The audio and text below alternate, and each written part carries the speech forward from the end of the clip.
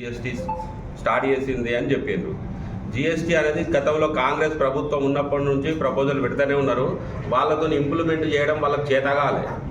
మన్మోహన్ సింగ్ గారి అధ్యక్షతనే ఇది ఇంప్లిమెంట్ చేయడానికి ప్రయత్నాలు జరిగినాయి. వాళ్ళతోని చేత కాకుండా పక్కకు పడిన దాన్ని నరేంద్ర మోడీ గారు దాన్ని కంప్లీట్గా అమలు చేసిండని మీకు ముచ్చట తెలియజేస్తున్నా. పొన్నం ప్రభాకర్ గారు ఇంకోటి ఏంటంటే 12% జిఎస్టీ వేస్తున్నారంట. 12% పాలిస్టర్ యారన్ పైన ఉన్నది, కాటన్ యారన్ పైన 5% ఉన్నది. ఈ 5% బట్ట తయారైనాక అదే 5% ఉన్నది. పాలిస్టర్కు ఉన్న 12% పోను, మిగిలిన 7% రిఫండ్ వస్తుంది. గత ప్రభుత్వం రాష్ట్ర ప్రభుత్వం రిఫండ్ ఇవ్వలే. ఇప్పుడు మరి మీరు ఇస్తున్నారా ఇస్తలేరా తెలియదు. అదేదైనా పాత బకాయిలు అవన్నీ ఉంటే మీరు ఎంబడే ఇంత బాధపడుతున్నారు కదా జిఎస్టీ అని, వ్యాపారులకు ఎంబడే 7% రిటర్న్ ఇచ్చి మీరు ఏదైనా చెప్పాలని కూడా చెప్పాలి. లేకపోతే ఈ రాష్ట్ర ప్రభుత్వము జిఎస్టీకి బట్టలపైన తీసేస్తున్నది అని ప్రకటించి ఆ జిఎస్టీ కౌన్సిల్కు ఒక లెటర్ రాయరు. మీ ముఖ్యమంత్రిని లెటర్ రాయించమనురి, మా తెలంగాణ మట్టుకు వ్యాపారానికి బట్టకు ఏదున్నా జిఎస్టీ తీసేయర్రి, దాన్ని పూర్తి మేమే భరించడానికి రాష్ట్ర ప్రభుత్వం సిద్ధంగా ఉన్నదని ఒక లెటర్ రాసిన తర్వాత జిఎస్టీ మీద పొన్నం ప్రభాకర్ మాట్లాడాలి.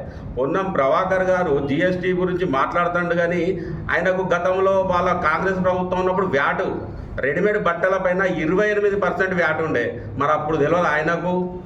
మళ్ళీ తర్వాత యారన్ మీద 18 నుంచి 24% వ్యాట్ ఉండే. ఇవన్నీ తెలియకనే ఇప్పుడు 5-12 ఉన్నదాన్ని ఏదో ఉన్నది అని అబద్ధాన్ని 4 సార్లు చెప్పి నిజం చేసే ప్రయత్నం మానుకోవాలి. మళ్ళీ ముచ్చట చెప్పేదంటే సిరిసిల్ల బతుకమ్మ చీరలకు వచ్చి నువ్వు బతుకమ్మ చీరలు 270 కోట్లు బాగుంటే 50 ఇస్తా అని చెప్పిపోయినావు. బిచ్చం ఎత్తున్నావా ప్రభాకరు? సిరిసిల్ల పద్మశాలి నీకు ఎట్లా కనబడుతుర్రు? 50 కోట్లు ఇస్తా అని చెప్పి ఎట్లా చెప్తావు? బీఆర్ఎస్ కాంగ్రెస్ రెండు ప్రభుత్వాలు కలిసి సిరిసిల్ల అందరూ ఆకలి సాగులు తెచ్చి ఊరేసుకోవడానికి కారణము అప్పటి బీఆర్ఎస్, ఇప్పటి కాంగ్రెస్ ప్రభుత్వమే కారణము. నీకు చిత్తశుద్ధి ఉంటే సిరిసిల్ల నేత కార్మికులకు ఏదో నేను పైసలు ఇస్తా అంటున్నావు, పనులు ఇస్తా అంటున్నావు కదా, వారం లోపల మొత్తం 270 కోట్లు ఇచ్చి నువ్వు సిరిసిల్లకు రా. లేక ఎట్లా వస్తావో చూస్తా. నీకు ఓటు ఎందుకయ్యా? సిరిసిల్లోళ్ళు పైసలు ఇస్తేనే ఓట్లు వేయాలి, ఇచ్చిన అయ్యకపోయినా మీరు రిలీజ్ చేస్తే ఓటు వేయాలని మాట్లాడతావా?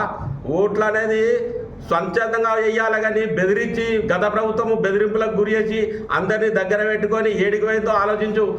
మీకు కూడా అదే గది కాకుండా జర మంచిగా అందరికీ 270 కోట్లు ఎంబడే రిలీజ్ చేసి పని ఇస్తావా ఇయ్యవా అది వెనక సిరి చెప్పు.